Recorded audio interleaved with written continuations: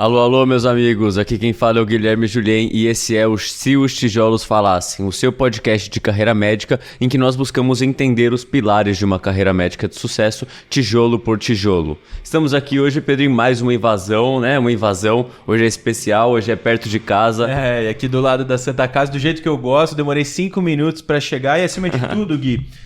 É gostoso quando a gente pode entrevistar alguém que a gente está querendo conversar faz tempo, né? Então não vou nem atrasar muito, vou já fazer a apresentação do nosso convidado, professor Rubens Gagliardi, da italiana aqui, meu sogro vai ficar feliz. Professor titular da Neurologia da Santa Casa. Professor, obrigado pela disponibilidade de tempo para estar aqui com a gente. É um prazer fazer essa invasão, a gente adora vir conhecer o consultório. Hoje a gente mexeu um pouco em tudo aqui, mas... Quase derrubei várias coisas aqui, mas tá tudo montado, tá? Mas obrigado por aceitar nosso convite, é um prazer a gente poder bater esse papo.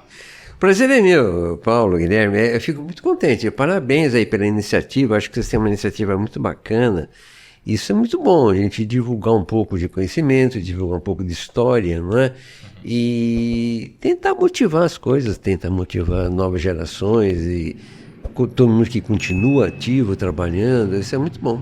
Não, e assim, a gente já estava aqui no backstage com muitas histórias legais, né? E, bom, conta pra gente como é que foi esse comecinho. Então, faculdade de medicina, foi lá na Santa Casa mesmo, gostinho de ser médico, o senhor já tinha desde criança, como é que foi? Eu acho que o gostinho de ser médico tinha desde criança, é uma coisa... Essas coisas são interessantes, né? Você perguntar por que você queria, mas eu não sei. São coisas que se somam... E durante a vida a gente vai curtindo, vai gostando, na infância, na adolescência e tal, até a gente se ver de frente com o cursinho, né? Tem que fazer uma decisão. Eu acho que a decisão foi muito boa. Naquela época nós tínhamos poucas faculdades, eram acho que uns 6 faculdades, né? E eu acho que foi uma escolha boa. Eu fiz a Santa Casa, sou da 5ª turma da Santa Casa. Da 5ª turma, Quinta turma, Historinha lá no começo. Todas as turmas da Santa Casa talvez seja das primeiras com quem a gente já gravou mesmo. Eu acho que sim. Que legal. 5ª turma, a nossa turma ficou muita gente lá na Santa Casa. Da 5ª turma, o atual diretor da faculdade, o Dr. Campos, meu colega de turma. Caramba. Tem muita gente lá, Carme da Patologia, o Etel... Danilo, Nossa, todo mundo mesmo. Muito o pessoal boa, ficou.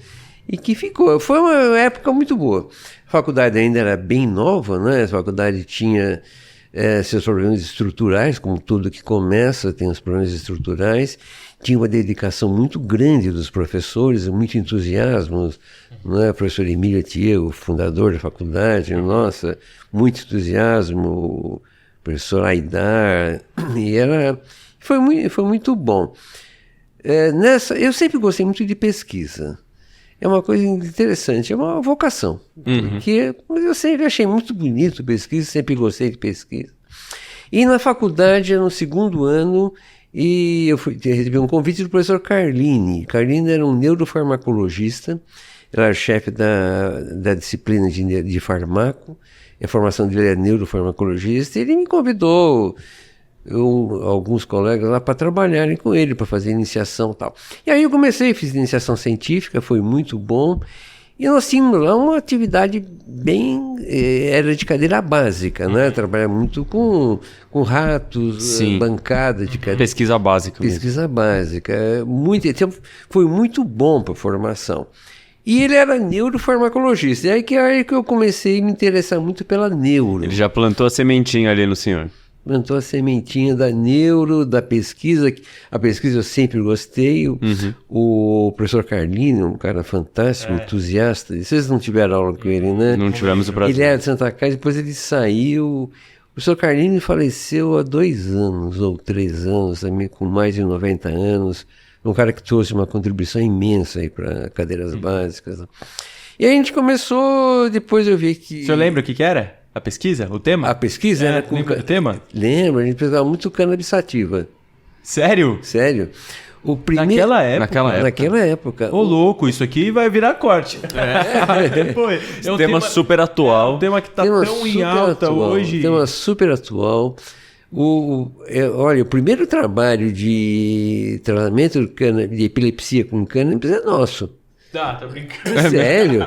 Foi publicado em 81 no Journal of Pharmacology e o Carlini que encabeçou, e daí eu já era residente, e eu fiz a parte clínica o Carlini pegava a droga, a cannabis era brasileira, aí ele tinha conhecimentos internacionais, mandava para Londres e para Tel Aviv, onde fazia o preparo, separava o canabidiol dos outros compostos. E do tetraídro, por exemplo, né? E aí purificava, mandava de volta e a gente fazia o teste aqui no Brasil. Foi muito interessante, porque era uma pesquisa que totalmente diferente do que se faz hoje. Eu trabalho muito com pesquisa clínica e é completamente diferente. Hoje o rigor é os critérios científicos, né, os critérios éticos. Naquela época não tinha comissão de ética, dependia muito do pesquisador. E foi muito interessante. Nós fizemos trabalho aqui na Santa Casa, depois foi publicado no Journal Pharmacology e seguramente foi o primeiro trabalho mostrando benefícios do canabidiol, assim, trabalho clínico na epilepsia. Uau. E até hoje é o único estudo sério que tem em epilepsia. Fora isso, o pessoal usa sem comprovação. Tem muita coisa que falam, né? Pra dor, parece que está surgindo uma coisa, mas fora isso... Mas não tem comprovação. Pode ser que venha a ser útil, né? Pode ser. Pode ser que venha a ser para dor, para espasticidade e tal, mas precisa ter comprovação, né? Claro, sim, super concordo. E depois, ao longo da faculdade, já estava com esse gostinho da neuro crescendo, esse gostinho da pesquisa já presente. Como que foi o momento ali do internato e sair da faculdade, escolhendo uma especialidade? Já tinha clareza nessa situação? Olha, a partir do quarto ano acho que eu defini já. A partir do quarto ano eu defini que eu ia seguir essa linha mesmo. Eu também com essa influência, porque assim, professor, a gente tem conversado muito disso, né, Gui? Sim. Dessa questão toda da escolha da especialidade, né? Eu acho que às vezes isso é um tema difícil, principalmente para quantidade de médico, oportunidade de ter muitos programas diferentes, que lá atrás às vezes parecia que tinha um caminho... Menos opções, né, para você escolher. E muito interessante ver de onde veio a tua influência da neurologia, desse professor, da pesquisa e tal. Aí acho que foi chegando o momento de marcar o X, pareceu uma escolha óbvia. Pareceu, eu decidi até antes de marcar. Eu vejo alguns alunos, alguns residentes, então, que decidem na hora, né? O cara vai fazer a inscrição, não sei onde eu vou, e decide. E dá certo, depois se tornam brilhantes colegas, dá certo. Se tornam muito bons. Mas eu já tinha decidido antes, e eu acho que foi uma escolha boa, opção pela clínica neurológica, né? Que é bem diferente da cirurgia neurológica, são caminhos bem distintos. Eu me identifiquei bem. E foi lá na Santa Casa mesmo? Aí foi lá que o senhor continuou? Daí eu fiz lá, fiz faculdade, fiz residência lá. Quantos anos eram? 3 anos. Eram 3 anos, já eram 3 anos. 3 anos, naquela época eram 6 meses de clínica médica e 2 anos e meio de neurologia. Agora é 1 ano de clínica médica e 2 de neuro, né? Tá. Então mudou. A residência mudou muito. A residência foi totalmente diferente do que a época a gente fez, é lógico, né? Quantas décadas se passam, as coisas mudam mesmo, né? E depois disso, depois na residência eu fui para a USP, eu fiquei lá alguns anos na USP, onde eu fiz mestrado e doutorado. Muito bom, foi uma convivência muito boa. Eu acho que é muito importante a gente frequentar outro serviço, mesmo que a gente está na mesma cidade, os serviços próximos eles são diferentes. Do lado, né? Do lado. Nós estamos aqui, as clínicas pertíssimo. Já era 2 diferente. quilômetros, mas é diferente, as pessoas, a orientação é diferente, né? Santa Casa, por exemplo, tinha uma orientação muito mais francesa e a USP muito mais americana, muito mais fisiopatológica, então acho que estava mais no momento mesmo. Foi muito bom. Eu fiquei lá. E aí que foi que começou a parte já de neurovascular? Doutorado foi nessa linha? O doutorado foi nessa linha. Foi aí. Daí o professor Adalto Martinez, Adalto Barbosa Lima, Adalto Martinez era ginecologia. Adalto Barbosa Lima, vocês conheceram? Não conheço. O Adalto faleceu ano passado com 101 anos. Foi esse pessoal que o senhor também... Que água é essa que vocês tomaram? Você é longeva, viu? Essa água aqui? Uma pessoa bem longeva. E o Adalto era o diretor da faculdade, Daí o Adalto me conhecia, tá, e me convidou para voltar para Santa Casa. Daí foi que eu voltei para Santa Casa, inicia com auxiliar de ensino, depois com primeiro assistente e tal, e foi fazendo carreira, né? Mas muito interessante. E já tinha um foco, desde a residência, fim da residência, comecei a ter um foco por doença vascular cerebral. Teve alguma coisa que te chamou mais a atenção, assim, às vezes algum evento lá na residência, ou foi realmente a fisiopatologia, talvez? Acho que a fisiopatologia, o fato... eu gosto muito de clínica, não é? E a neurovascular usa muito a clínica. A parte semiológica, você disse? Não, a parte clínica, né? A parte diagnóstico, tratamento. Ah, tá. Você tem que saber muito, saber não, né? Mas você tem que tentar saber, né? Tem que conhecer um pouco de clínica, porque nós vamos muito. Problemas cardiovasculares, cardíacos, pneumo, endócrino, parte metabólica, não? E eu achei isso muito bonito e que a gente começou. E muito interessante, viu? É gozado. AVC... Na minha época, quando eu era residente, falava AVC, o pessoal torcia o nariz. Sério? Ninguém gostava. Me chamavam, quando eu comecei a estudar AVC, eu falei, pô, mas você vai estudar AVC? Que coisa... Mas o que era o glamouroso, o mais famoso na época, assim? Porque hoje em dia eu penso o contrário, eu acho que o AVC carro-chefe. Mas não era, não era. Quando eu comecei... É o que mais tem saída. Quando eu comecei, você torcia o nariz. AVC é aquele negócio e ficou um AVC lá, ficou com sequela. Era bucha. Não tem o que fazer, era bucha. Era bucha. Você não tem o que fazer, pô, vai ter agora, vai ficar com sequela lá. Tá. Mas porque na época era não bucha. Tinha condições de fazer. Sim, pensando. Não tinha o diagnóstico, por exemplo, que hoje a gente fala de tomografia e tal. Não tinha diagnóstico por imagem. Não tinha. E então era uma doença negligenciada. Tem um colega, o Paulo Lotufo. O Paulo Lotufo é da USP e ele foi diretor científico da APM. Ele até publicou um artigo grande, AVC, a doença negligenciada. Totalmente negligenciada, por causa dele, ninguém queria. E talvez tivesse algum motivo, porque não se sabia, não se conhecia nada do que era o AVC, por que dá o AVC, porque aparecia, e não tinha tratamento. Consequentemente... Então o senhor viu tudo isso surgir. Da tomografia, do diagnóstico, do tratamento, as novas drogas, A tomografia surgiu quando eu estava no terceiro ano da residência, ou no segundo. Então.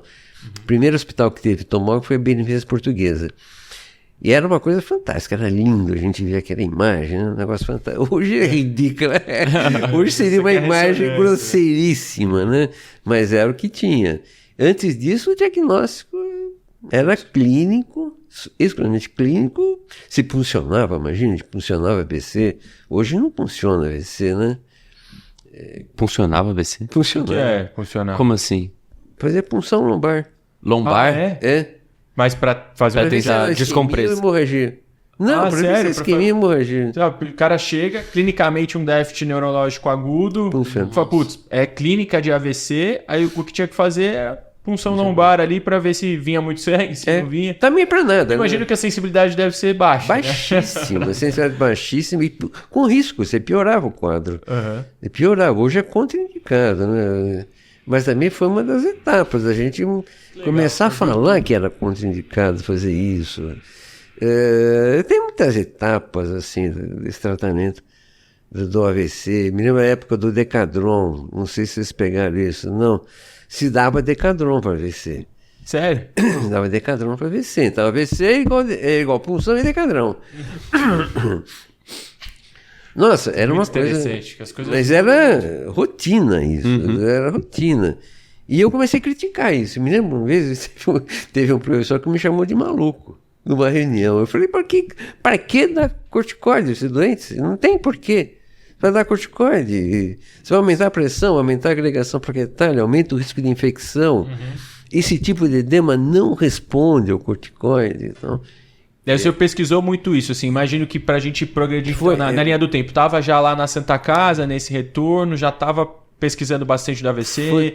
Essa história da vida associativa entrou nesse meio tempo também, lá atrás, ou foi uma coisa mais para o posterior? Um pouco mais para frente. E aí começou o estudo, o Decadron, por exemplo, eu comecei a dar muito edema cerebral. né? E aí eu vi... Piorava o quadro. Piorava. O Decadron é ótimo para tumor. Para metástase é milagroso. O cara está hemiplégico da Decadron, o cara sai andando. Mas por pouco tempo, depois volta, né? Mas para AVC não acontecia isso. Então eu observava, se estava dando Decadron para todo mundo, o doente não melhorava, não respondia e até piorava. Aí eu comecei a estudar um pouquinho mais, aí inclusive teve a ideia de fazer minha tese de doutorado eu fiz em edema cerebral. Foi nós levantando bibliografia e tal, e nessa ocasião tinha um colega de Nova York que estava estudando também edema e tinha desenvolvido o glicerol.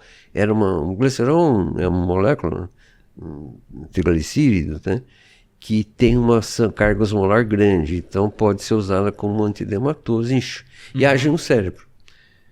Aí, nós começamos a estudar o assunto, nós conseguimos produzir o glicerol na Santa Casa, o glicerol foi produzido na Santa Casa, tinha uma farmácia muito boa, tinha uma farmacêutica, ela que era excelente, Nádia, me lembro bem o nome dela, era uma descendente de russo, uma moça super dedicada, e nós sentamos várias vezes e conseguimos desenvolver o glicerol para uso endovascular, feito na Santa Casa mesmo, né? E aí purificava, esterilizava e já usava endovascular. E inclusive eu fiz minha tese com isso. Mostrando a minha tese, eu demonstrei que o glicerol ajuda no edema cerebral. Uau! Mas qual que foi o desfecho que o senhor avaliou? Foi clínico? Foi de imagem? Foi clínico. Desfecho clínico, aí tinha uma tabela, escala de Fritz-Gold, que você dá uma pontuação. Hoje a gente não usa mais tabela. Hoje a gente usa uma outra tabela internacional, NIH e tal, que é o internacional. Mas a gente usava uma tabela que era parecida, viu? Então você dá a pontuação. Mas era pro edema do AVC. Pro edema do AVC. E pegava o AVC, excluía outras causas, checava o edema, entrava com a medicação, pontuava, e os resultados foram bons. Nossa, que legal. Foram bons pra época, né? Lógico que... E chegou a fazer algum tipo de viagem pra fora pra conhecer esse tipo de coisa, enriquecer a pesquisa, ou não teve esse momento? Fiz. E quando que foi na sua formação? Foi depois, acho que foi durante o doutorado, durante a pós-graduação. Foi pra onde? Olha, eu fui para Nova York e fiquei não muito tempo, foi mais realmente para conhecer o serviço, né, do Mount Sinai. Sei. Lá eles são fera demais. São legais. E o hospital até que lembra um pouco Santa Casa, né? Eu nunca Uma construção antiga? Uma construção antiga, central, fica perto da Quinta Avenida, lá. Acho que pra quem vai visitar Nova York. Próximo do Harlem já, mas no fim da Quinta Avenida. Ponto turístico médico ali pra conhecer. Bacana. E depois visitei Barcelona também. Barcelona tem como é que chama aquele hospital? Esqueci o nome. Bom, depois que eu lembro. Depois a gente põe nos comentários, pode ficar tranquilo. Tem um serviço muito legal de AVC, tudo. Mas foram visitas, né? E como é que foi, então, assim, passou esse momento, Santa Casa, eu entendi que foi muita pesquisa, muita coisa do AVC, imagino que nesse meio tempo o senhor já, assim, falando do ponto de vista trabalho, né, que às vezes os nossos ouvintes aí querem saber, beleza, o cara tava lá na Santa Casa, tava fazendo muita pesquisa, fez doutorado, de fato foi se tornando uma referência no AVC, mas aí como que o senhor fazia assim para ganhar dinheiro, entendeu? Só na Santa Casa dava, já tinha começado o consultório nessa época, era essa sala, era outro lugar, trabalhava, por exemplo, na época o Santa Isabel já existia, trabalhava em outros hospitais, como é que funcionava esse equilíbrio? Esse equilíbrio precisa, né?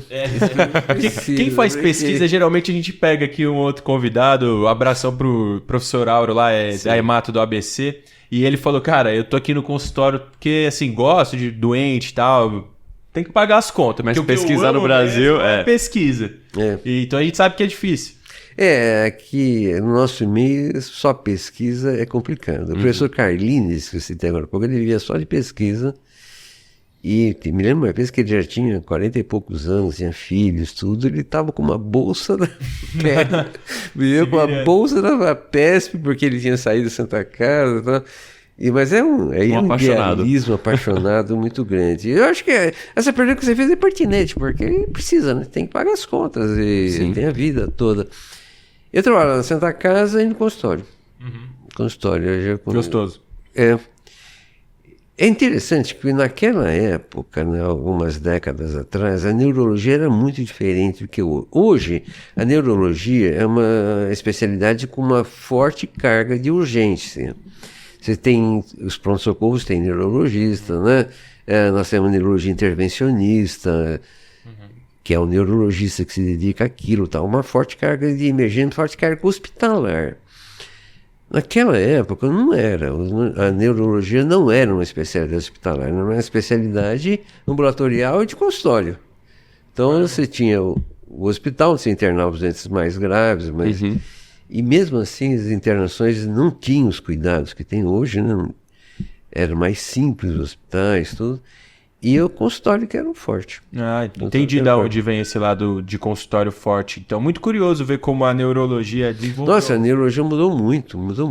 Legal. Hoje eu confesso que eu tenho a visão da neurologia, sou envezado com um abração para os meus amigos residentes da neurologia lá da Santa Casa, mas eu acho uma especialidade fantástica, assim, porque de fato o cara quer fazer uma vida mais ambulatorial, tem espaço. Para pesquisa, com certeza. O cara quer ser intervencionista, tem espaço também. Quer, laudar eletroencefalo, imagino que tem espaço também. Então, assim, é uma especialidade... Viver no hospital. Exato, que, abriu tantas portas que a neurologia ali, ela só sabe, tem a acrescentar e tem uma carga clínica muito grande, né? Porque às vezes tem uma manifestação neurológica, ela é simplesmente um primeiro sinal de alguma outra doença que a base é clínica, ou às vezes oncológica, enfim, por aí vai, mas que está dando as caras ali através da sintomas neurológicos. Né? Então, eu acho uma especialidade fantástica. Mas e como é que vamos falar da vida associativa? Porque assim, nós estamos diante de alguém que sabe muito disso, a gente não pode deixar de conversar. Sim. Que momento que ela surgiu? A vida associativa aconteceu. Eu gostei, eu acho que eu abracei porque gosto, né? Porque gostei e gosto. É uma coisa que foi aos poucos, né? Eu comecei a me dedicar ao AVC, naquela, como eu te disse, AVC era uma doença mal vista, você era um louco, você é maluco, você vai estudar AVC, pô, tem outra coisa aí, né? E aí você começa a se diferenciar um pouquinho, de repente você é convidado para participar de uma palestra, para participar de uma mesa e tal. Aí começaram algumas atividades na APM. A APM tem um departamento de neurologia, não é? E fazia algumas reuniões, aí fui convidado para algumas coisas, achei muito boas, eram reuniões que ia muito pouca gente, reuniões à noite, mas eu ia. Eu gostava... Mas qual que era o tom? O que se discutia, né? Porque a vida associativa, ela tem um pouco disso. Assim, você me corrija se eu estiver enganado. Mas tem a parte política no sentido de formular políticas públicas mesmo, ajudar o Ministério da Saúde. Gente, a gente precisa falar mais desse assunto, precisa ter mais verba para isso e tal. Ou às vezes discutir até questões bem técnico-assistenciais. A gente está tendo muito AVC, está saindo tanta pesquisa hoje, a gente tem que trocar o protocolo, vamos fazer assim, né? Divulgar esse conhecimento para outras escolas. Como é que foi? Qual que era o tom desse tipo de reunião? O início do tom era científico, né? Era o tom de você discutir fisiopatologia, discutir diagnóstico, eventuais tratamentos, assim. Mas isso vai caminhando, isso vai evoluindo. De repente, vai se formar uma chapa para departamento. Aí eu sou convidado para entrar. Beleza, entra. Você entra como segundo secretário, depois você começa a fazer um trabalho legal lá dentro, tal, até virar o presidente do departamento. Tudo. E aí começa a misturar as coisas, começa a misturar, associar, né, melhor dizendo, no bom sentido. Você começa a ter mais atividades, a parte acadêmica, importantíssima, mas tem essa parte política, a parte social, importantíssima. Não é? Uma sem a outra não anda. Não é? Isso que você falou, políticas públicas, é importantíssimo. E a gente participou muito e tem participado ainda disso, porque, por um lado, você pega a Secretaria de Saúde, por exemplo, o cara está lá, quer investir, quer fazer, mas não sabe como. Então ele precisa de alguém aqui, não é? E então vai chamar e tem essa participação associativa que eu acho muito legal. Essa parte de advogar também, né? Porque assim, no sentido de advogar pelos pacientes, falar, gente, olha quantos pacientes eu tenho na AVC, olha a complicação que eles têm, né? Essa parte de reabilitar, a gente não tem tratamento, pô, governão, dá o Ministério da Saúde, vamos dar mais dinheiro, vamos mudar um pouco o nosso olhar, ou enfim, incluir o AVC no olhar, né? E quem que tem que fazer isso? Óbvio que o cara que tá lá, né?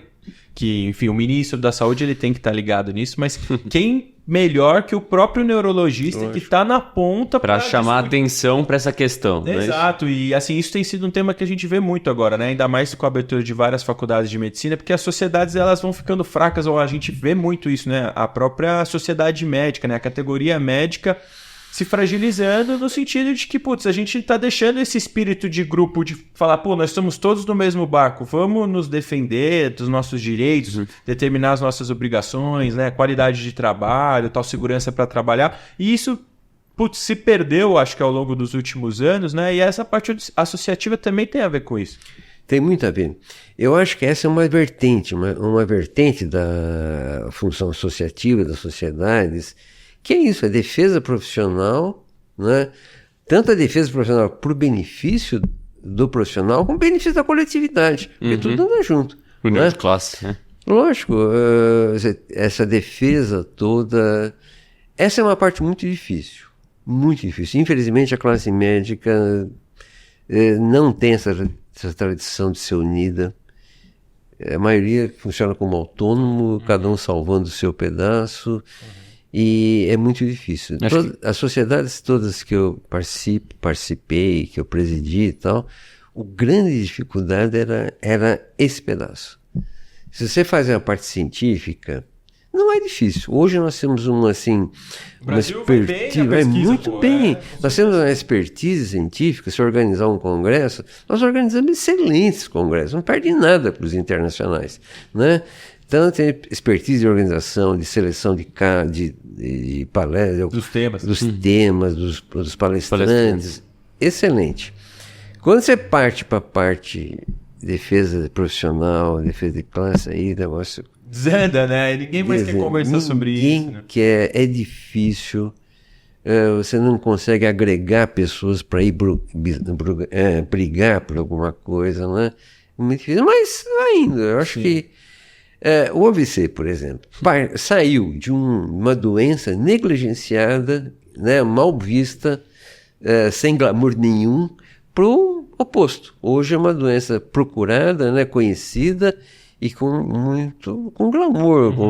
Com holofote, né? Com holofote, os hospitais todos interessados em pesquisa. Protocolos, né, e chamar atenção. A mídia fala muito de AVC, quando algum midiático tem um AVC, aquilo cresce e tal. Isso eu acho que foi um trabalho grande que foi feito, né? Que as sociedades participaram. Quais que o senhor participou, assim, que você estava comentando com a gente aqui em off? Que o senhor chegou a fundar uma, né? Tem que contar um pouquinho de como foi isso também. Toda essa carreira. Eu comecei na Sociedade Paulista, né? Associação Paulista. Departamento de Neuro. Aí, da Sociedade Paulista. Sociedade Paulista, nós desenvolvemos bastante o departamento de Neuro. No departamento de Neuro, nós criamos o Congresso Paulista de Neuro e a Associação Paulista de Neurologia. Legal. Então, a Associação Paulista de Neurologia, que eu fundei também, é o próprio departamento de Neuro. Nós pegamos o departamento de Neuro e fizemos uma situação mais abrangente, né? Agregamos não só médicos, mas todas as especialidades, né? Interessados, membros da sociedade, pacientes também que queriam participar, colaborar e tal. Então foi uma sociedade e um congresso paulista de neuro.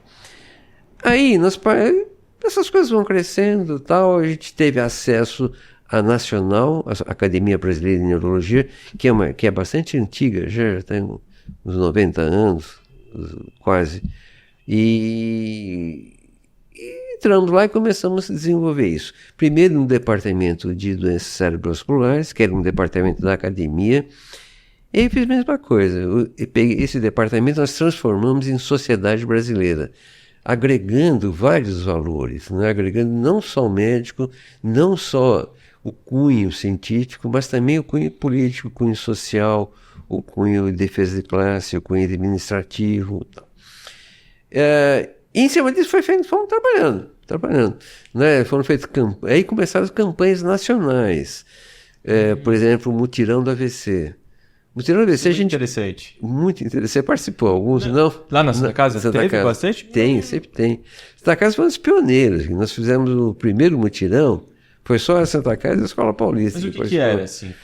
O mutirão é uma atividade feita com alunos. Esse ano vai ter de novo, em outubro. Feita com alunos, não é? E a gente participa em alguns lugares. Ultimamente a gente tem feito nas estações de metrô. Vai em 5 estações de metrô, às vezes em praças públicas também, grupos de alunos que falam sobre o que é o AVC. Conscientização popular. Conscientização. Fundamentalmente a ideia é primeiro coletar dados, ver quanta população sabe o que é o AVC e o que não é AVC. É baixíssimo. E depois dá para pesquisar em cima também. Né? Já publicamos, esses dois foram publicados em revistas internacionais, inclusive. Ninguém sabe o que é o AVC. Apesar de tudo esse forte pela parte médica, e tanto que nem você colocou, né, da mídia, quando acontece. A mídia falando e tal. O pessoal ainda sabe pouco, sabe o que fazer com o AVC, que é importantíssimo saber o que fazer. Teve um AVC, o que faz? Né? Identificar, né? Identificar e como agir, agir rápido, que é fundamental. E isso levou a coletar dados, esses dados foram levados para as entidades governamentais e tal. E depois com o apoio de vários colegas, alguns até com um foco político maior, né? E se conseguiu muita coisa. E em 2012 foi aprovada uma portaria dando alguns benefícios para o tratamento do AVC. Né? Eu acho que aí as coisas começaram a andar. O AVC começou a ter glamour quando passou a ter tratamento específico, que foi a trombólise. E quando foi que isso surgiu? Isso surgiu nos Estados Unidos em 96. 96? Vocês não tinham nascido, né? Eu nasci em 97. Eu acho que em 96 nos Estados Unidos. Aqui no Brasil, nós fizemos o consenso brasileiro, o primeiro consenso brasileiro. Isso já foi na minha gestão da presidência da Sociedade Brasileira. E nós organizamos o primeiro consenso. Na época, consenso era uma coisa muito nova. Nós fizemos o primeiro consenso no Brasil, assim, de medicina. Como que funcionava? A gente reunia os experts do momento, da época, né? Que não eram muitos, era difícil conseguir 20 do Brasil inteiro. E presencial, né? Eu gostaria de lembrar disso, que hoje em dia o pessoal, a gente vai fazer, mas faz um encontro online, cada um pega o pessoal do Sul, o pessoal do Nordeste, o pessoal do Norte, todo mundo se junta. Presencial. Nós fizemos esse foi presencial num hotel aqui no Pacaembu. Que legal. Aí vocês ficaram lá, vamos discutir 2 dias. O que se sabe sobre AVC, o que a gente como time... E conduta, vamos escrever uma conduta... Era um guideline. Para ser replicável pelo território nacional. Só que a gente não tinha experiência nenhuma, era o primeiro e tal.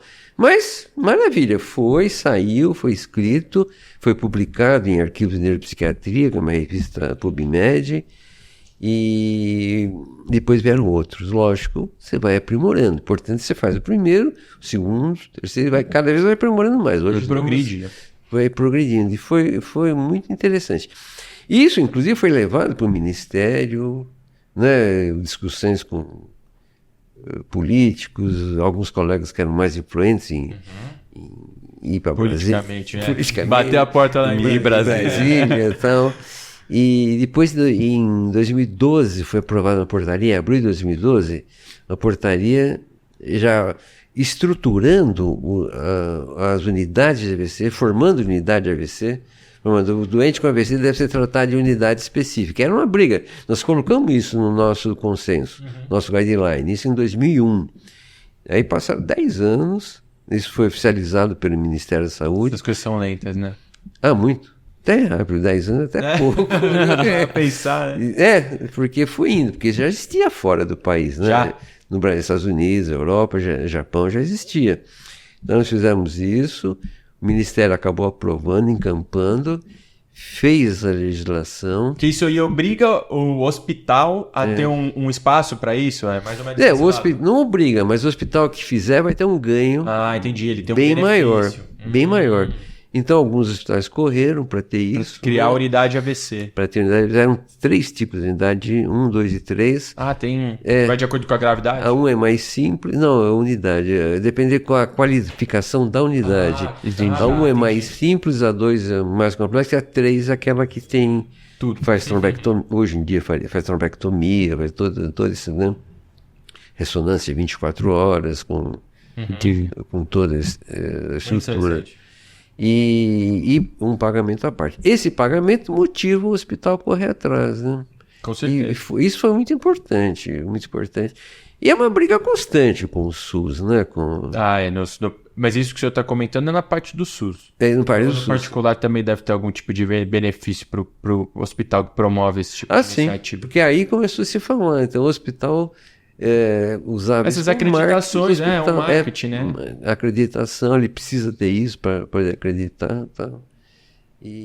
Eu acho isso muito interessante, porque acho que a gente, inclusive, nós já estamos aqui batendo a marca, né, Guido? Mais de 50 episódios, já conversamos com muita gente, mas a construção de políticas públicas relacionadas, e não só da política, né, mas de todas essas alterações de folha de pagamento e tal, isso às vezes parece uma coisa para o médico, né, principalmente a galera mais jovem, que é o nosso público que está escutando, não entende como isso sai do papel, porque, putz, vira, isso é coisa de político lá em Brasília mesmo, tal. E na verdade não, tem total a ver com essa história da vida associativa, que, mais uma vez, como o senhor bem colocou, super aliado com a pesquisa, né, então a gente mostra que é uma questão prevalente, está sendo negligenciado, surgem novas linhas de tratamento e cria-se unidades para isso, né? Então eu acho isso muito fantástico. Sim. E até queria aproveitar... Eu queria só falar em cima disso, pontuar exatamente, eu achei muito legal essa história que o senhor compartilhou, de que você disse humildemente que vocês não sabiam muito como vocês iam fazer a parte do consenso, nunca tinha sido feito, e é engraçado ouvir isso porque aproxima essa realidade de quem está como um expert produzindo um consenso para quem está lá na ponta fazendo o atendimento inicial e usa como referência. E isso motiva e aproxima essas duas realidades que parecem tão distantes, motiva quem está lá na ponta a tentar um dia buscar virar esse expert e produzir esse tipo de conhecimento, esse tipo de orientação. Então, na verdade, está à disposição, né? É um caminho que é possível ser trilhado, não é uma coisa distante. Lógico, é importantíssimo isso. Eu acho que é importantíssimo. É isso mesmo, todo mundo tem que buscar a colaboração. Tem que fazer pesquisa, né? Tem que observar. É isso que eu ia falar. Tem um colega nosso, o Renato Lopes. Renato Lopes, lógico, lá, está nos Estados Unidos. Está nos Estados Unidos, na Duke. Ele pesquisa demais, né? Cardiologista. Nossa, ele é cardiologista. Mas como ele trabalha com... Um dia, a gente vai gravar com ele. Pode anotar, a gente vai gravar com ele. Eu quero presencial. Ele vem. O contato dele tá aqui, ó. Quer dizer, tá aí. O Renato vem muito pro Brasil, porque ele é brasileiro, né? Nós fazemos pesquisa demais lá. Ele faz pesquisas pesadíssimas. Ele publica New England. Fácil, né? Então, mas é isso que eu ia comentar, assim, do senhor contar pra gente, esse lado da pesquisa que, do episódio inteiro, quase desde que a gente começou até agora, ela tá falando aqui, tá... Tanto as diferenças que o senhor já começou a pontuar um pouquinho do que era a pesquisa lá atrás e do que é hoje, e assim, o que o senhor gosta de pesquisar, né? Vai falar de pesquisa, hoje o senhor serve como um mentor, um guia, né? Ajudar a galera mais jovem lá da Santa Casa a pesquisa muito lá, tá pesquisando em outros lugares junto a essa vida associativa. Qual o tipo de pesquisa? Porque mesmo para os nossos alunos, às vezes a gente fala pesquisa, eu que estou estudando um pouquinho lá num curso, depois a gente conversa sobre isso em outro episódio, mas... Tem tantas formas de pesquisar também, né? Qual que é o que o senhor prefere, o senhor gosta? Eu acho que aí é legal isso, a sua pergunta, é muito boa. Tem que começar, o aluno que gosta, pode começar a qualquer época, viu? Não tem problema nenhum. Se ele tiver 80 anos de idade e resolver começar, vai começar. Pode começar. Mas em geral começa mais jovem, né? Começa o aluno. Começa com iniciação científica. Eu tenho atualmente alguns alunos lá de segundo, terceiro, quarto ano fazendo iniciação, que eu sou orientador deles. Já tive vários. Imagina. Tem um que me dá muita satisfação, que hoje é professor titular da Baylor. Sério? Ô, louco. Baylor, o nome dele é... Ai, caramba. Mas é de neuro? Não, ele começou a fazer nele, depois ele foi para psiquiatria. E ele é psiquiatra, um cara extremamente conceituado internacionalmente, né? Sim. E está na Baylor, professor titular. Uau. E começou com a gente também, tá? Então, eu acho que o aluno que tem interesse, faça iniciação científica. Iniciação científica é muito bom, porque complementa o currículo da pessoa e você começa a ter acesso, ver o que é uma pesquisa, né, e ter contato com o pesquisador. O pesquisador vai te ensinando, vai dando dica, tal, e o cara vai tocando. E aí é um tipo de pesquisa puramente acadêmica, a gente tem feito. Tem publicado. Esse ano mesmo, nós levamos 3 trabalhos internacionais Duas o senhor gosta, assim, observacional, é um estudo intervencionista, é um ensaio? Como é que o senhor tem mais interesse? Faz um pouco de tudo? Observacional talvez seja mais fácil de fazer, é mais factível, mas não é o que eu mais gosto, não. O que eu gosto mais é que você põe a mão na massa mesmo e faça aquela pesquisa, né? Eu acho que é muito bom. Nós estava falando, esse ano aqui nós levamos 3 trabalhos, um para os Estados Unidos e 2 para o europeu.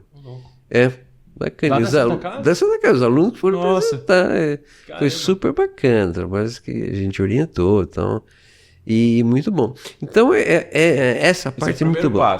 Esse é o primeiro passo, ou não, mas é uma das vertentes. É um início conhecido já, né? É muito bom isso, que é uma forma de pesquisa.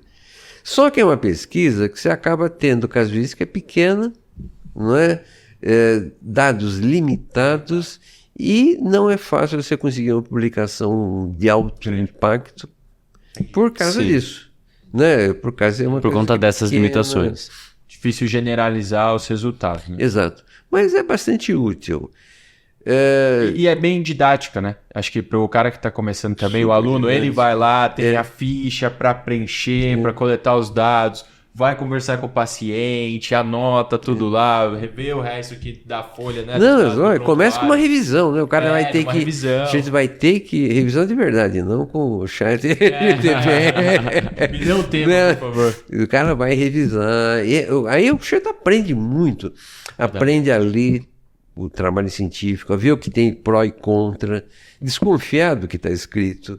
Esse aí é o pulo do gato. Isso é uma coisa que a gente tem que aprender a criticar, porque hoje a gente fala muito, acho que esse negócio de rede social, e isso é legal, é importante, mas hoje, qualquer cara que abre o Instagram lá, ou qualquer outra rede social, enfim, e fala, tô aqui falando para vocês de um estudo tal, faça assim porque tem esse estudo. Só que só do cara falar isso, o público de forma geral, seja até os pacientes, credibilidade ali. Ou médicos, ou isso, o cara tá ensinando o cara acabou de sair da faculdade, tá lá na ponta, esse cara que tá usando o embasamento científico ali pra me passar essa informação. Só que às vezes aquele estudo que o cara tá transmitindo é um estudo que, não teve validade nenhuma, metodologia fraca, o resultado totalmente questionável, né, cheio de viés. E não é que aquele estudo não tem o seu mérito. Pra quem fez, pra quem dedicou tempo, beleza, mas não é o tipo de estudo que você tem que estar divulgando para o povo usar na prática. É estudo preliminar. É estudo preliminar, pode ter valor. Mas você não vai tirar uma conclusão e aplicar em cima de uma coisa que ainda é preliminar. Hoje, qualquer pessoa, não, né? Mas as pessoas que têm uma lábia boa, chega lá na internet, começa a falar, faça assim por causa desse estudo, tal, o cara começa a ganhar muita credibilidade. E esse cara mesmo, ele nunca sentou para ver a metodologia, para avaliar. Ele pega... nem sabe, né? Seu estudo parece interessante. Joga no chat GPT, vê o que sai do resumo do artigo que ele... Que vai de acordo, inclusive, com o que ele aplica na prática. Porque se ele quiser, ele procura outro que vai contra o que ele acredita. Mas ele pega o que fala a favor. Exatamente. A gente precisa levantar essa bandeira também de que hoje em dia, óbvio, muito legal que comece a se falar mais de pesquisa e... Não, é importantíssimo, sabe? Ter esse senso crítico. Mas não é fácil, né? Falar a verdade, você chegar lá e falar... Você tem que ler o artigo inteiro para começar. Tem que ler método. Qual é o método que foi usado ali? Qual a estatística que foi feita? É difícil. É difícil. É bem difícil, né? É trabalhoso. A indústria farmacêutica de baixo nível usa muito isso. A indústria farmacêutica boa não, mas é de baixo nível... Eles vêm no consultório, vêm a propaganda, dizem, olha, tal trabalho, olha aqui, olha o gráfico, uma diferença imensa. Onde foi publicado? Foi no Tema Livre, num congresso aí no interior. E assim, o cara que fala super bem que veio vender o comercial da farmácia. Qual é a casuística? 2 caras. Não dá, né? Não dá, né? Então a gente está voltando ao assunto. Então nós temos essa pesquisa, que é uma pesquisa acadêmica importantíssima, né? Que permite aos estudantes, ou quem quiser começar, a introduzir, desenvolver. Existe uma pesquisa clínica, que a gente chama hoje, que atualmente está muito bem estruturada, né?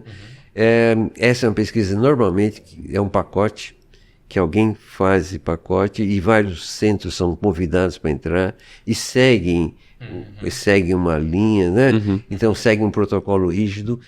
É bom porque tem um protocolo rígido que deve ser seguido, isso normalmente é auditado. Sim.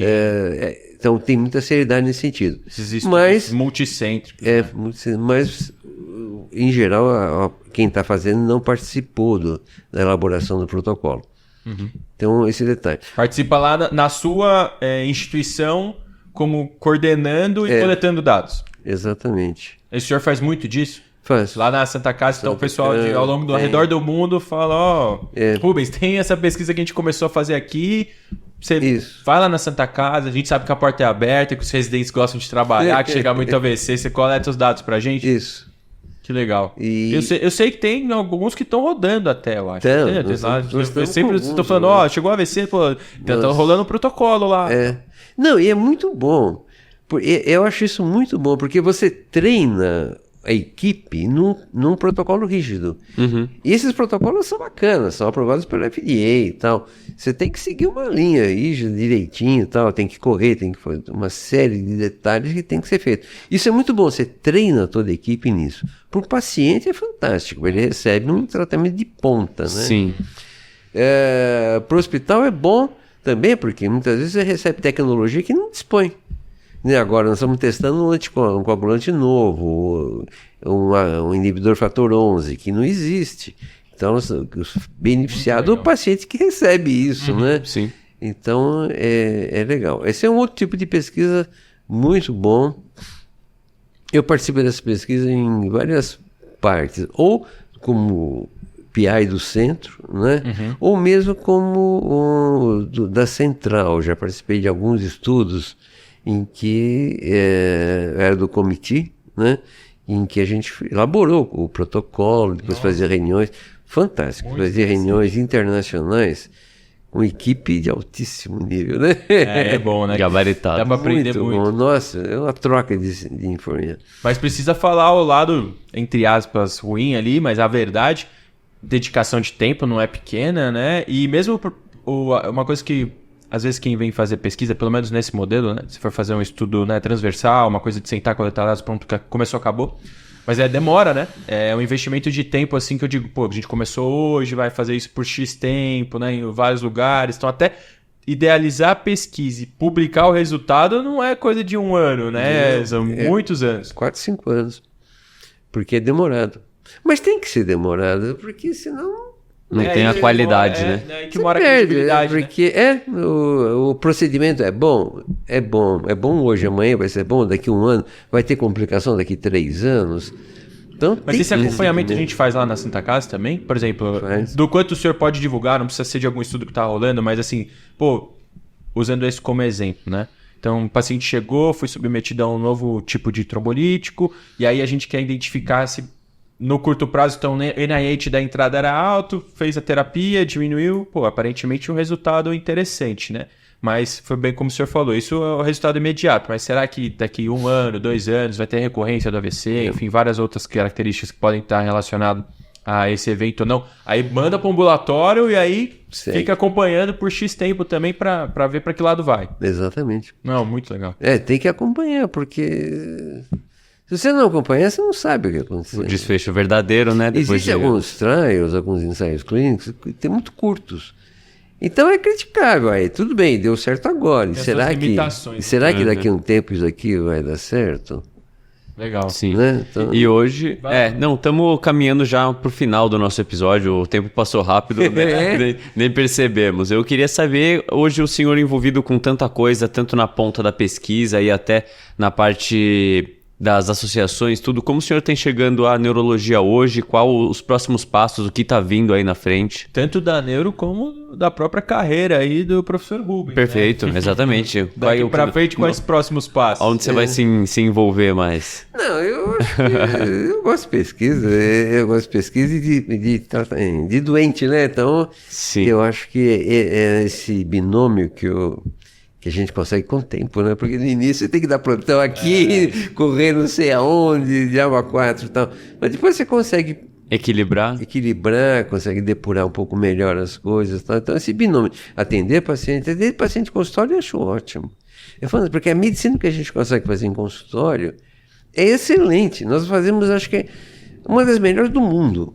Essa que a gente faz aqui em São Paulo, no consultório, é uma das melhores do mundo. Porque nós temos tecnologia à disposição para quem, infelizmente não é acessível a todos, mas para quem a gente consegue, é legal, né? E a gente tem conhecimento suficiente, o médico brasileiro de boa formação não perde para o estrangeiro, e a gente é humano. O brasileiro tem essa característica, né? Nós somos o latino, de modo geral. Esse contato mais afetuoso. Contato que não tem nos Estados Unidos, que não tem na Europa, né? Isso nos Estados Unidos é até assustador, assim. Às vezes a gente tem colegas dos meus pais que moram lá, às vezes o cara fica doente, você fala, meu...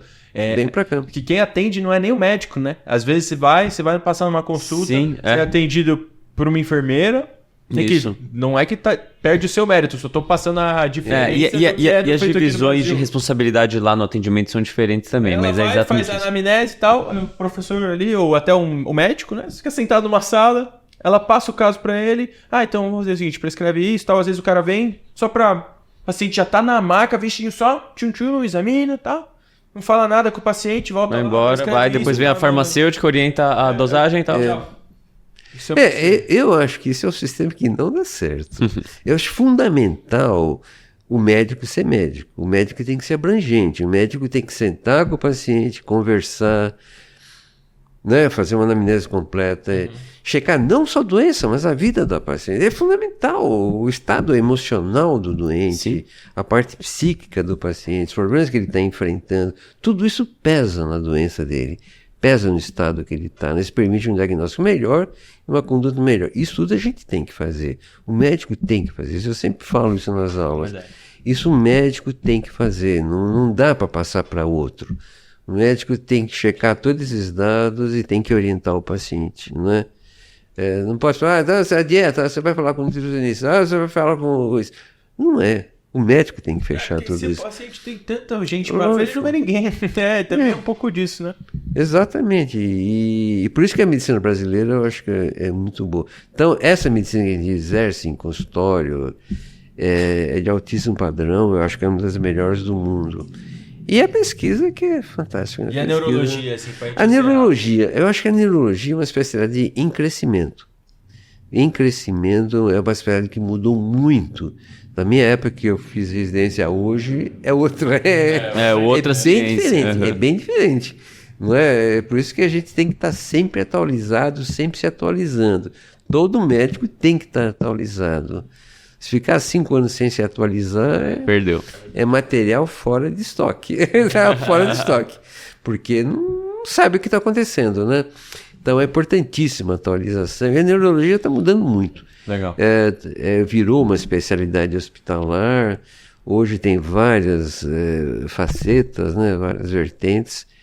E isso é muito bom. Não, obrigado. Eu acho muito bom para a sociedade, muito bom para o paciente. Né? Foi muito gostoso bater esse papo. E assim, Gui, vou até aproveitar um último ganchinho, mas pensando nesse aluno, geral, nosso público maior, 5º, 6º ano da faculdade, recém-formado, galera que já está no começo da residência, se o senhor pudesse dar uma dica que não precisa ser necessariamente só relacionada aí à neurologia, mas uma mensagem geral assim para os médicos, nossos médicos brasileiros. O senhor teria alguma dica para dar, alguma mensagem final? Olha, eu acho que sim. Pensa assim, primeiro é a atualização, né? Toda pessoa deve se manter atualizada, independente de qualquer idade, qualquer situação. E hoje a atualização é fácil, né? Hoje, antigamente era difícil, você tinha que viajar, ir para um congresso e tal. Hoje você consegue atualizar. A informação chega. Tem que se atualizar, fundamental. Tem que vestir a camisa, né? Tem que gostar do negócio, tem que gostar, não pode ficar olhando só a parte comercial. Aí não é médico. E, infelizmente, a gente vê muito disso, né? Mas tem que abolir a parte comercial. O médico tem que ter um padrão de vida bom, pela responsabilidade que assume, né? Pelos riscos que assume, pelo trabalho que assume. É um trabalho exaustivo, pesado, que exige muito conhecimento, responsabilidade. Então tem que ter um padrão de vida bom, tem que ter direito a esse padrão, mas não colocar isso em primeiro lugar. Né? Legal. Perfeito. Não, uma bela mensagem final. Obrigado, viu, professor? Foi um prazer a gente estar aqui. Eu fiquei muito feliz com esse episódio. Eu estava querendo já gravar com o senhor faz tempo. E aí, pra você aí, cheio de... Mais uma vez, né, Gui? Pra quem é aquele ouvinte que tá com o ouvido atento, com certeza extraiu várias lições desse episódio. Sim. E a gente se vê no próximo. Tchau!